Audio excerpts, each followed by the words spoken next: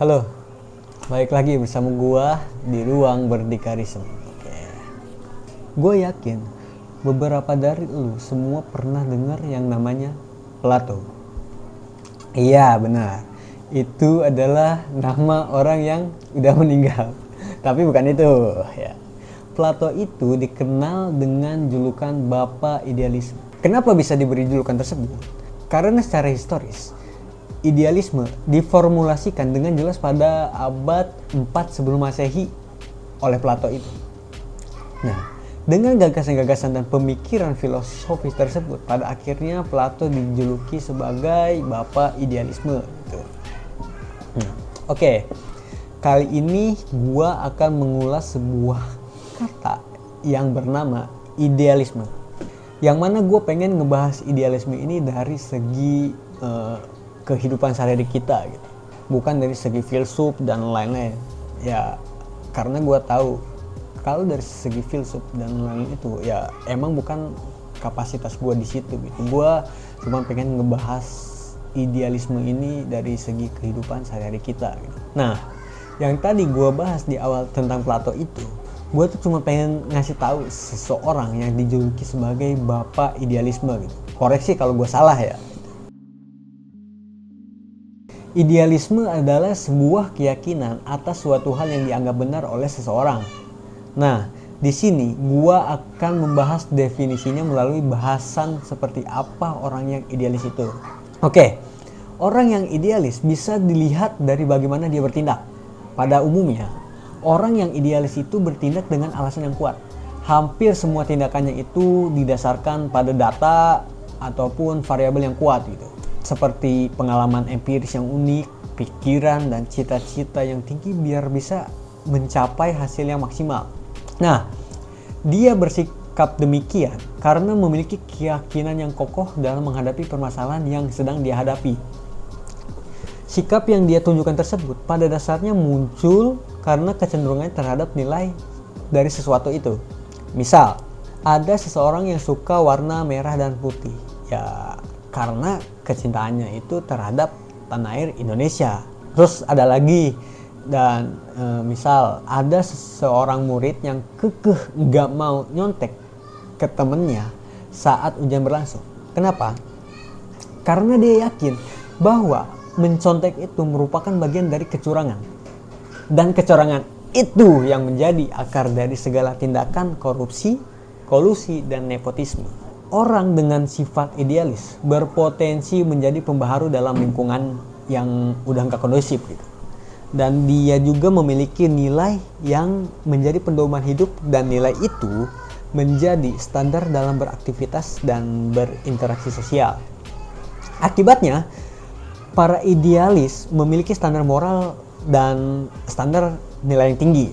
Terus, apa bedanya dengan idealisme, Bang?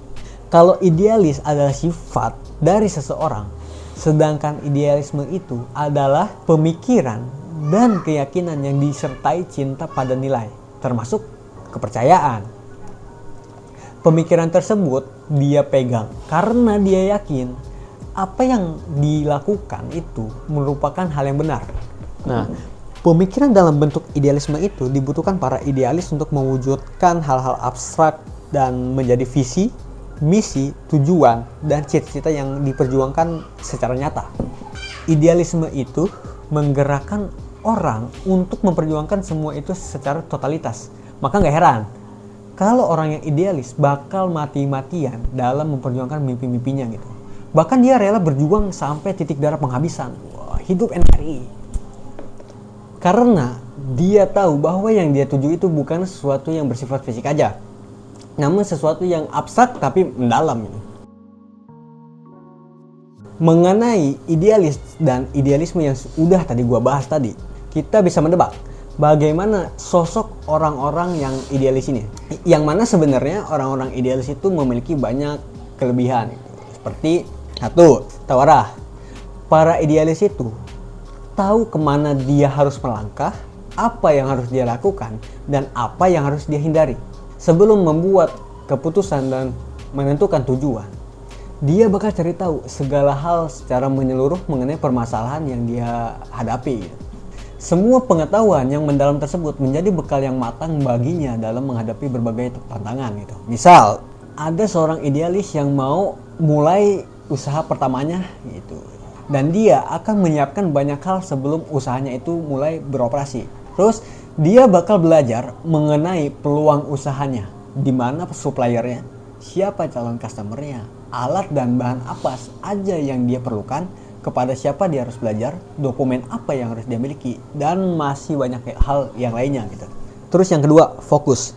Idealisme yang kuat pada diri seseorang akan menguasai dirinya dan mendominasi sampai seluruh hidupnya itu dipenuhi oleh idealisme tersebut. Idealisme tersebut akan tampak pada pemikiran, tutur kata, dan perbuatannya. Gairah hidupnya pun dipengaruhi oleh idealisme tersebut.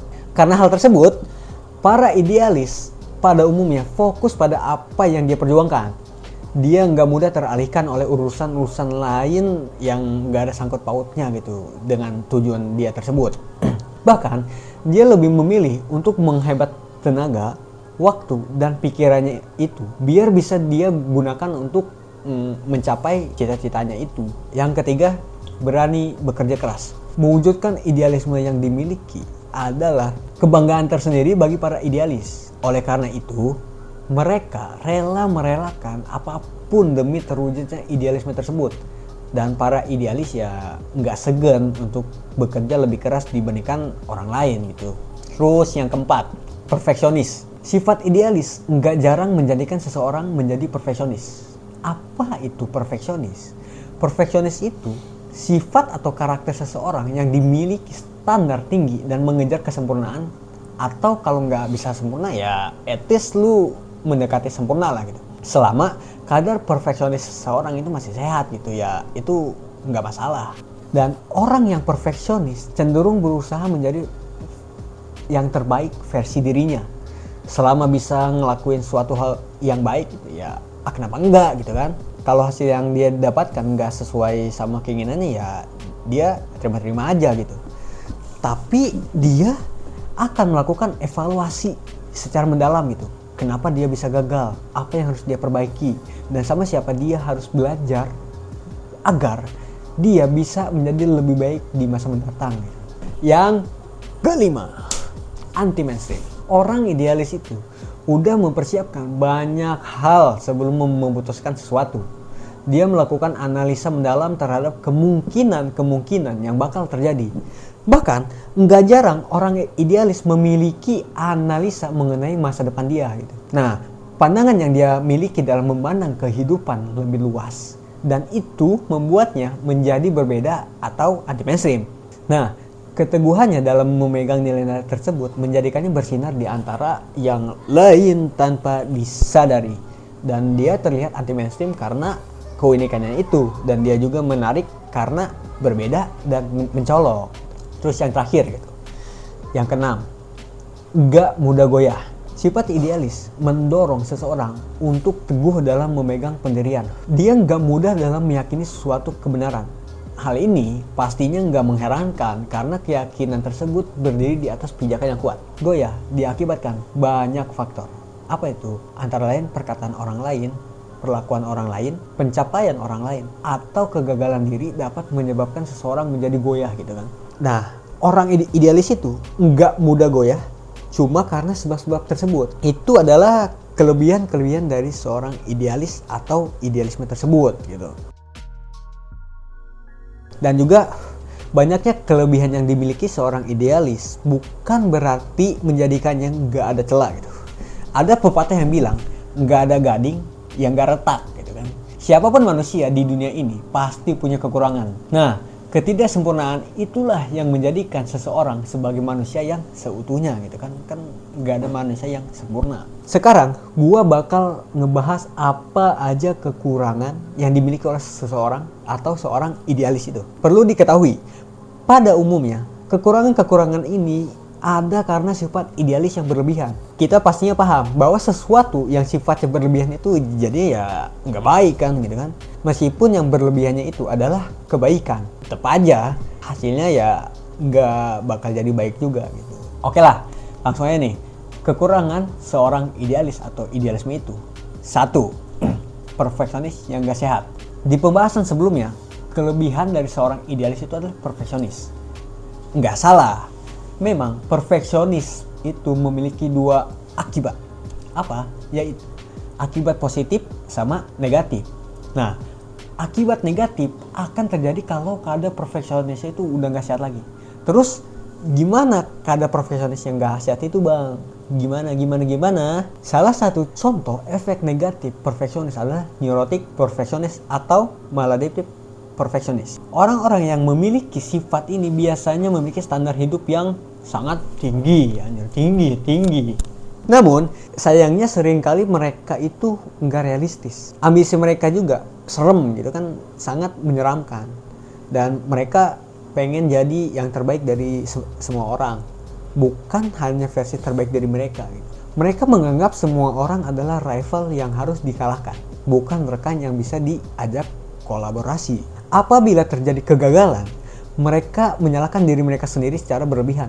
Nggak jarang juga mereka menyalahkan orang lain gitu. Bahkan dikhawatirkan mereka nekat melakukan cara apapun untuk mencapai tujuan, dan nggak peduli caranya itu benar atau salah. Terus yang kedua, keras kepala atau batu sia gitu. Karena kegigihannya itu, orang-orang idealis cenderung keras kepala atau batu. Mereka itu susah dilobi atau diajak kompromi. Bahkan beberapa orang hanya idealis buta, bermodalkan semangat dan optimis buta gitu. Maksud dari idealis buta itu adalah bersikap idealis tanpa mengetahui analisa yang mendalam mengenai apa yang menjadi tujuannya itu. Dia bersikap idealis cuma berdasarkan feeling dan optimis yang gak disertai kondisi yang mendukung. Orang-orang yang kayak gitu ya biasanya yang batu. Terus yang ketiga, cenderung kaku. Orang idealis suka dianggap terlalu kaku. Mereka bahkan seringkali dikatakan sebagai orang yang hidupnya selalu serius gitu. Si paling serius lah ini itu orang. Bagi orang-orang yang punya sifat ini, mereka itu fokus dan teguh pendirian gitu. Tapi bagi yang lain, hal itu adalah pola hidup yang kaku gitu, terlalu kaku aja. Makanya entong serius-serius ya jadi orang itu.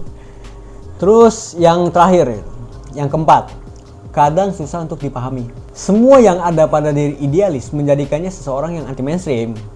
Mereka memiliki pemikiran dalam skala peradaban gitu.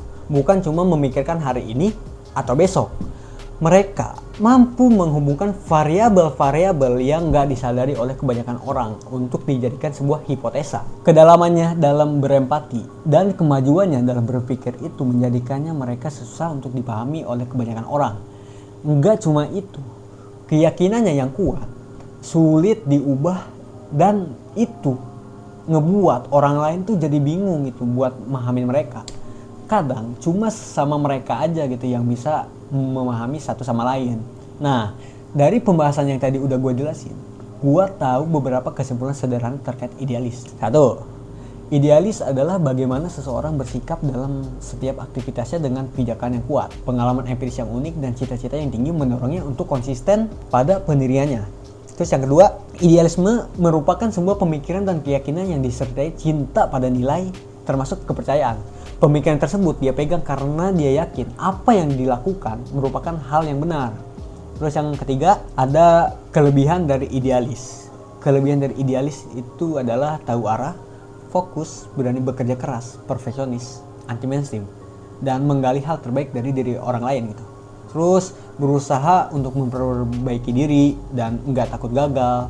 Terus dia problem solver yang ulung, romantis, dan bisa ngelihat dunia dari sudut pandang yang lain gitu, dan nggak pernah hilang harapan dan keinginan yang membara itu untuk mewujudkan mimpinya si orang idealis itu. Terus yang keempat, kekurangannya. Kekurangan dari seorang idealis adalah berpotensi perfeksionis yang nggak sehat, keras kepala atau batu, cenderung kaku, dan kadang susah untuk dipahami. Makanya entong jadi jelema anu so serius ya, si paling serius anjing. Ya, pokoknya itu pandangan yang pengen gue share ke lo semua tentang idealisme dalam kehidupan sehari-hari kita. Kalau lu misal mau lebih tahu tentang idealisme lebih dalam gitu ya, mungkin lu bisa cari atau tonton orang yang lebih paham lah tentang idealisme ini. Gua di sini cuma pengen share pandangan gua aja tentang idealisme ini. dalam kehidupan sehari-hari gitu. Paling itu aja sih yang mau gue jelasin ke lu semua yang nonton dan ngikutin channel ini. Dan udahlah ya, paling itu aja sih dari gue. Dan jangan lupa ingat, stay on your activities, stay on your purpose. See you next video, bye bye.